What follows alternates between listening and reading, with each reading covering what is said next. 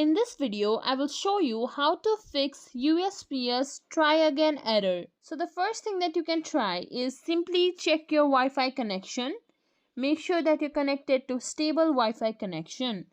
The next step is to simply click and hold on to the USPS app icon, then click on App Info. From here, scroll down below. Here you will find Storage Uses. Click on it.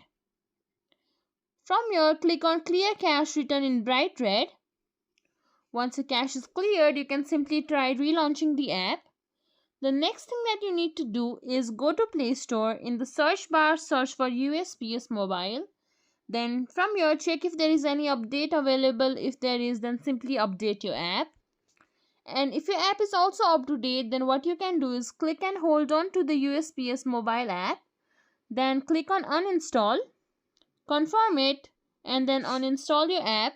Then go to Play Store, install it again, and it might start working. The one more thing that you can try is that sometimes the app may have crashed. So under those conditions, what you can do is simply open up Chrome. In the search bar, search for USPS. Click on the URL. From here, try to log into your account and check if it's working. And if none of it is working, then sometimes the USPS entire server may have been down. Wait a few moments, wait for an hour or two, then try to connect it again. And that's it. If you think this video was helpful, please like, share, subscribe to our channel, and thank you for watching.